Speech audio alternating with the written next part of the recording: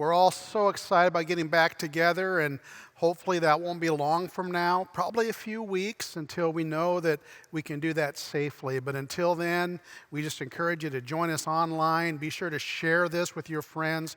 What a great opportunity to have a worldwide impact with the gospel. And those of you, especially from Broken Bow, we're glad that you're joining us to our other church family in the western part of Nebraska. You know, there are some real extreme examples of messed up people that we see on our televisions, reality shows where there's turmoil and infighting and things like incest and greed and all sorts of sexual perversion, paternity confusion. We call them entertaining train wrecks. And America has a plethora of them. Sister Wives, I Am Kate, Tiger King. And you see stuff so absurd you really can't believe it, and yet it's hard to take your eyes off of it. I mean, because in one sense you feel better about yourself, but in another sense you're marveling at how stupid things can get. But what if America took the biggest mistake you've ever made and put it on the World Wide Web so that everyone could see it? Would that be a good day for you? That's what we're going to do today, only not your mistake. We're going to look at Abraham and Sarah and their biggest mistake for the whole world to see. We're entering into several chapters of the Bible where there's a lot of mistakes made, a lot of human tragedy, things that might make even the most outlandish reality star blush. And we're going to go into the homes of Abraham and his offspring, and we're going to look behind the scenes, and it's really going to look more like Joe Exotic or Dennis Rodman or Lindsay Lohan than it is June Ward and the Beeve. These stories in Genesis never show up on the Sunday school flannel board for a good reason. They're not G-rated. And I want to say something about that, as a matter of fact, because here at Third City Christian Church, I think one of the things that we pride ourselves in the most is our great children's ministries. And we really do have some fantastic kids opportunities, things that are appropriate for children in our groove setting on Sunday mornings. And we're really excited by getting back together so that your kids can be back in groove. But one of the things I want to remind you of, parents, is that when you come into church, even this morning, we're going to talk about sensitive issues, things that are hard to explain to smaller children. We just can't ignore them. And that's one of the reasons that we'd love to offer such great children's programming. And as a matter of fact, you can get Groove online right now, and I encourage you to do that. It's great content. I hope you'll do that. And when you come back to church, be sure to take your kids to Groove, and then you enjoy an adult setting where we can talk about real life here. But why did God put these stories in the Bible, going back to Abraham? I mean, if they're so scandalous, I mean, you could think that even God, he might just do some historical revision and say, I'm going to leave that out. I'm going to leave that out. I don't think we'll talk about this. It's pretty embarrassing. This is my guy, Abraham, and look at what he's doing. I'll tell you why. Because we're in the stories. We're in the stories. So let's jump right in. Chapter 16, here's what it says, verse 1. Now Sarai, Abram's wife, had borne no children to him. Now let me stop just for a minute. The name Abram means exalted father. Now think through this for me for a moment. The man is 86 years old. He's not had any children. Everywhere he goes, someone says, what's your name? Exalted father. Oh, really? How many kids do you have? None. You might want to change your name. Why are you named Exalted Father? Well, because I have a promise. Oh, 86? Clock's ticking, buddy. Think about this. I kind of relate to this because I carry a title, pastor, minister, preacher, whatever you want to give it. And those of you who are teachers, those of you who are in law enforcement, you kind of know what I'm talking about. People tend to put expectations on you because you carry a title.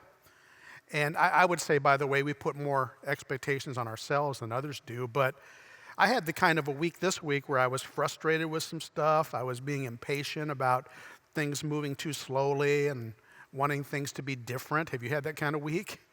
And I got a little bit edgy with the people I love the most in my family. And I'm glad the cameras weren't on then, this week. And then I go look in the mirror and I say, but you're a preacher? You're a pastor? Expectations. Yeah, I'm a father. I'm a friend. I'm a leader. And I look in the mirror, I go, you don't stack up to any of those things. And the danger is that when you question yourself, you start to think, I need to do something. I need to solve this problem. I need to come up with a plan B because plan A isn't cutting it. And so then I'm sitting with an open Bible reading about Abram for this message, and I see his name meant exalted father, and I think, wow, he's having a hard time living up to the hype. And guys, I think maybe you can relate to this because we know that we have this calling as fathers, as husbands. And sometimes the hype is too much for us. And I have to ask you this question. Whose hype are you trying to live up to? This chapter is for every man who feels like he should be doing more, something better. But he wasn't the only one. His wife was also having a hard time with the hype. Now, I want you to understand this. This is a 4,000-year-old lesson, okay? So you have to see this in context.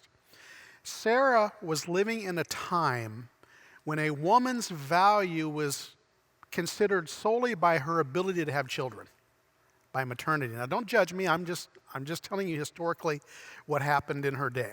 I'm not suggesting this is preferable. No emails, okay?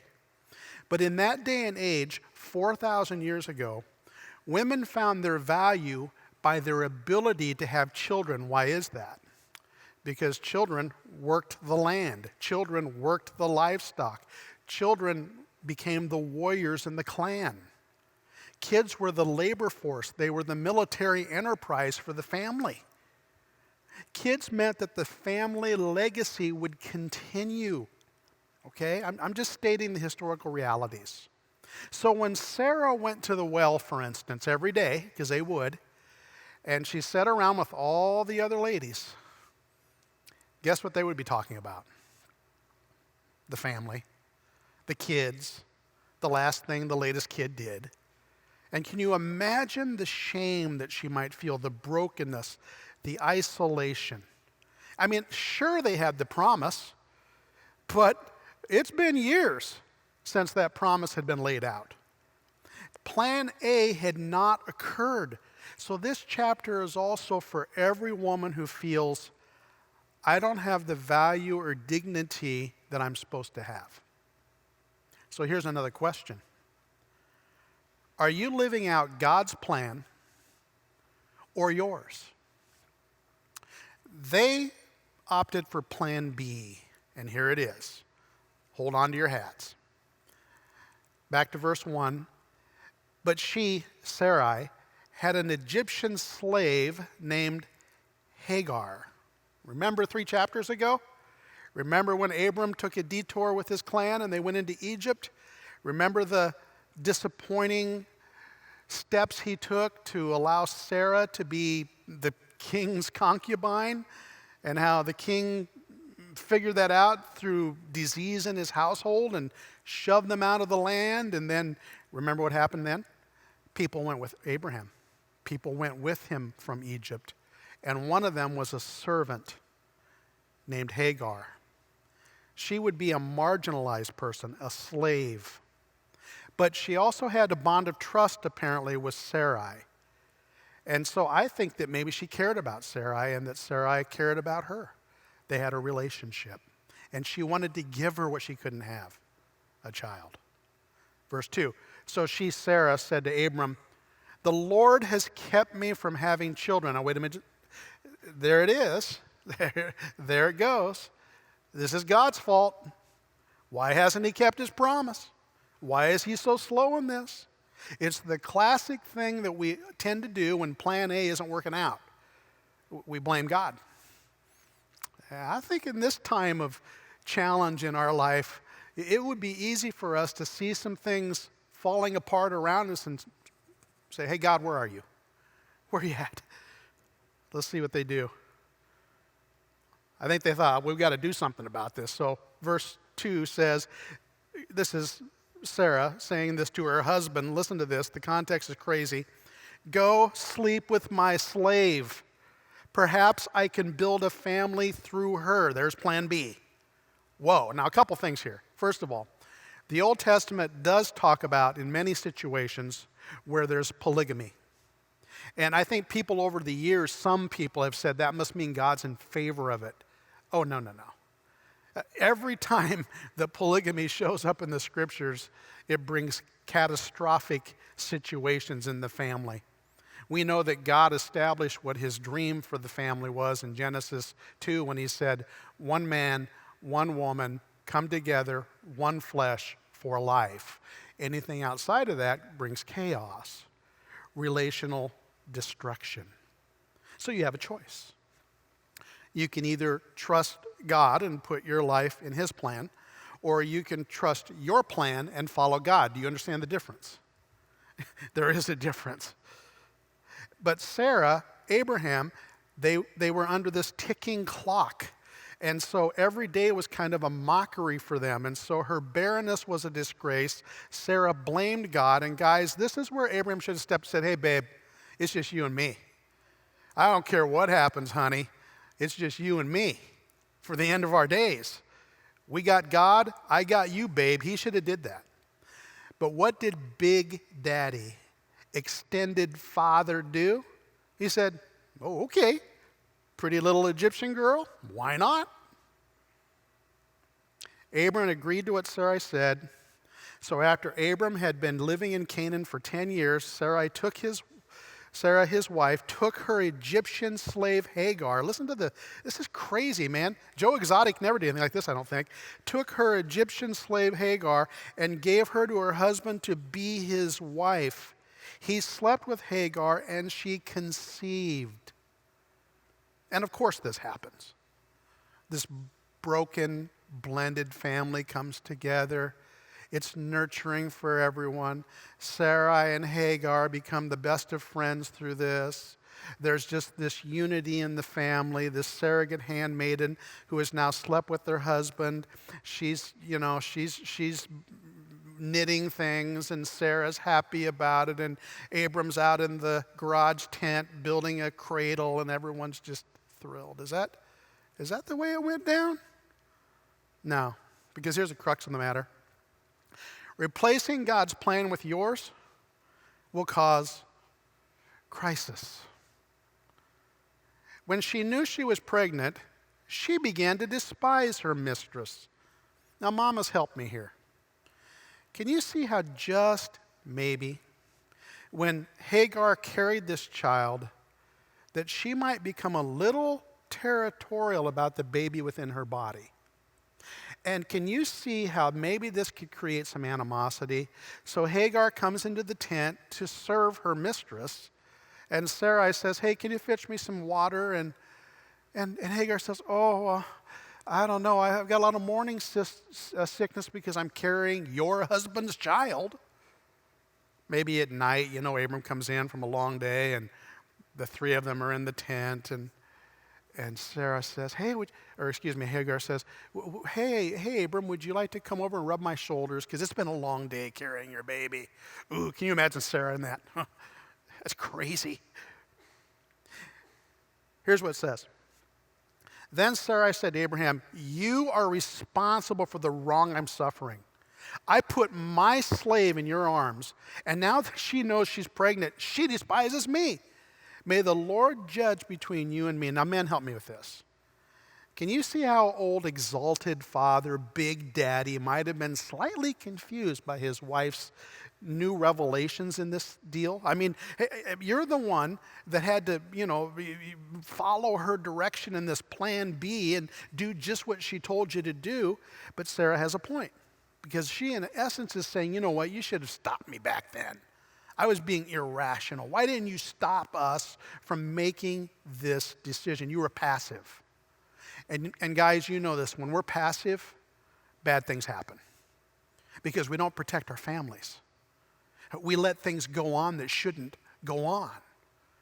We need to step up and be the man that God wants us to be, no matter what our wives say or what our kids tell us, what they want. So Abram, with a woman on his side who is pregnant and a wife who's upset, says this: "Your slave is in your hands. Do with her whatever you think's best." More passivity. Then Sarai mistreated Hagar, so she fled from her. Look, I don't care how you got in this mess. If you're him, you need to be a dad. And I would like to say that, that was 4,000 years ago, and guys have changed the way they father from that time on. But we have a real issue in our culture, and that is dads that are not raising their kids. And this is classic. There's a whole lot of guys sitting out there who have found themselves smack dab in the middle of that dilemma that they found themselves in. And so now we see why God puts these things in the scriptures, to show us a better path. Verse 7. So she ran, remember? She fled from her mistress. The angel of the Lord found Hagar near a spring in the desert. It was a spring that's beside the road to Shur. That means that she was on her way back to Egypt. Now, okay, here's something that has to be grasped in this encounter. This term angel. It's translated in English messenger. There are times throughout history, very rare times, by the way, where an angel, a messenger, will show up so that God's plan can continue. And God will insert the messenger so that the plan stays on task. And this is one of those times. For instance, a messenger was sent to Mary, the mother of Jesus. But that was an angel. This is the angel. What does that mean? Many people believe this is Jesus himself showing up to give a message to Hagar. Because later in the scripture it says that this messenger takes the name of God and is worshiped as God. And we don't worship angels. We only worship God. Verse 8, and he said, Hagar, slave of Sarai, where have you, look here, write this question down. Grab something right now. Write this down. Where have you come from and where are you going? Don't miss this, because if you miss this, you miss the whole meaning of what God's trying to say to us. You may even miss your story. Jesus shows up, I think, and he says, I know who you are. I know your story. I know that you're broken. I know that you have had a part in this. Where are you going? Here's the next thing I want to say about this. Jesus knows where you come from and where you are going. I know that scares some of you because you're on the run. And you want to keep running because you think if you run, it's going to be better. And I want to remind you of something that we say here quite often, and other people do too. What happens when you run? What is the one thing you take with you? You. You aren't leaving you behind. I cannot tell you how many times I've either done this or been tempted to run. And in my best moments, I stop and hear God say, Scott, where do you come from? Slavery to sin. And where are you going?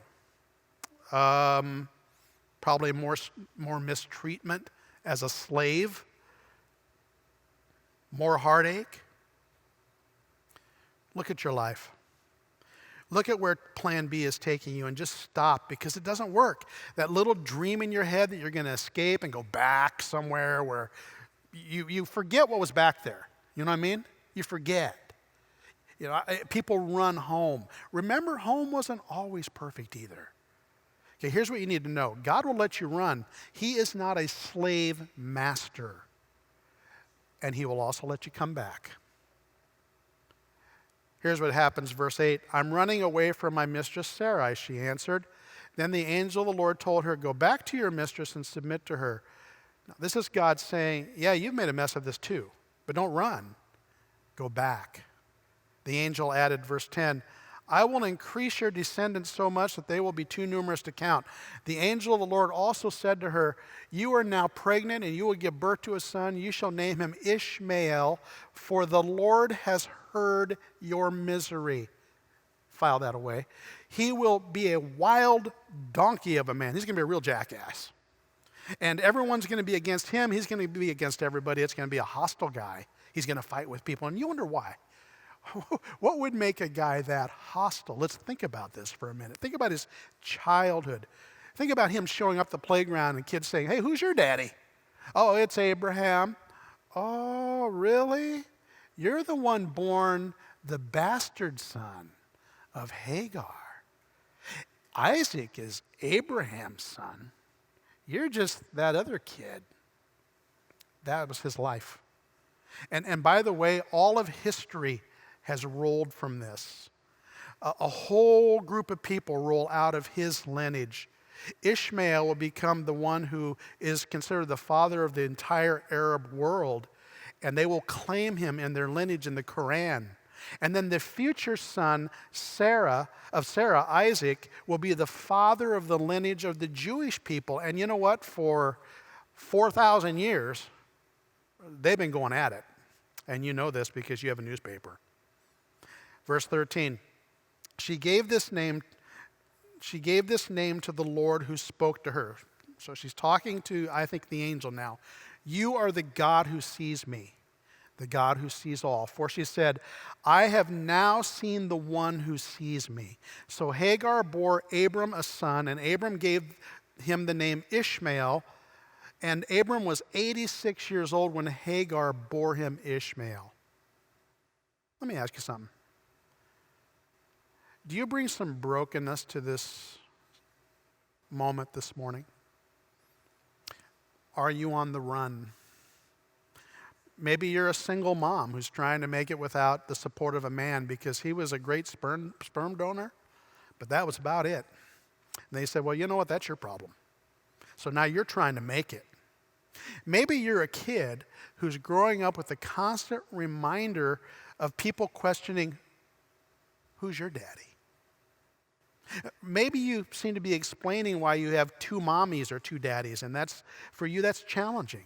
Or you're a dad who's been far too passive, so therefore your wife and kids are paying the price for your weaknesses.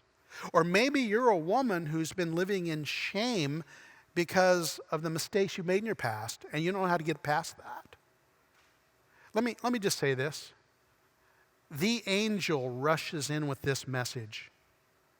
Whatever road you are on, he can rewrite the story. Jesus can rewrite the story. And it's not going to be perfect. And there will be problems that come out of the mess that you've made and the mess that others had put onto you. And by the way, God doesn't fix everything. And that might irk some of you because you're thinking, now wait a minute, God can fix anything. God can fix anything, but he doesn't. He didn't fix Sarah and Hagar's relationship. Did he give Ishmael this closeness to Abraham that Isaac would experience? No. Did Sarah and Hagar become partnered up and complementary stepmoms to the kids? No. Did the world suffer big time for Abraham's decision to father two people groups on earth? Every day. See, there are consequences. No matter what we do in life, you know, some of you have been living in consequences and at the same time you're walking with God, and you know that it's not necessarily easy, but it's hopeful. And there's good that's happening. Jesus hears, Jesus sees, but I still have consequences. Those oats that I sowed as a young person, the drinking that got out of control, the marriage that failed, the mistakes that I've made in my career. Please see this. When you stray from God's plan A and you choose plan B, there's going to be consequences. But if you will hear the messenger and you will turn back and come back to God's plan A, He'll make something beautiful out of that. We're going to sing this song, You Make Beautiful Things Out of Dust, and He does. But here's the thing. You're going to need to let Him dust some stuff off. Because that's what we love about Jesus, right? What we love about Jesus is that He meets us when we are on the run and when we have a mess, and He hears us and He sees us. Remember the woman at the well whose life was a train wreck? I mean, she had 5 husbands. She was living with a man, not her husband. She and Jesus had this encounter at a well where He helped her to turn back to what God made her to be. And He saved her life. Remember the tax collector Levi who became Matthew? He was very rich and at the same time hated and despised. Jesus comes and says, follow me. And his life took a right turn that took him into the history books as being one of the core followers of Jesus and one of the writers of the Bible. And then there's Zacchaeus, another tax collector. And then there's the woman that was caught in the act of adultery. They were going to stone her. There's the thief on the cross, all broken, all running for their lives, all in a failed plan B. And Jesus said, turn it around with me. Come with me. Let's start over. Lord, we're about ready to celebrate how that occurred when we commune together with the bread and the cup. This is a simple reminder that you're a God of plan A who can remake our plan B. So as we take communion together, we celebrate your ability to remake our lives, to make something out of our messes, and to start over with us. Every day can be a new day when we let you have the day. This celebration reminds us of that. Because of Jesus, amen. So are you ready? Are you ready to start a new chapter in your life? Are you ready to put things behind you that, plan B just didn't work for you? And you know that if you have any shot, it's going to be going back to God's ways in your life. Or maybe you've never even understood what that meant until recently, and now you know that you need God. You need an alternative reality because your reality shows a train wreck. And it all starts with a simple confession. I believe that Jesus is the Christ. I believe that God put Jesus in our world to give us a new start. I know that you can remake me, God. I know that you can make something beautiful out of this life that I've hijacked from you. And then reach out to us. We want to help you take the next step. Maybe for you it's baptism. You've never been baptized, or you were baptized as a child and it didn't mean anything to you. It was very meaningful to your parents, but not to you. And so you want to take that step, and we want to help you with that because Jesus was raised. He can raise you. And then reach out to us. I mean, let's get together. Let's talk about how we can support you. We're doing a couple things right now. There are hosts online that can interact with you and help you to take some steps. And then also we have a prayer time after this service is completed. So hang on and pray with one of our prayers at the conclusion of this message. Whatever it is, don't stay on a path back to Egypt because there's nothing there for you. Your future is with God, and He'll make beautiful things out of the dust of your life if you'll let Him dust you off.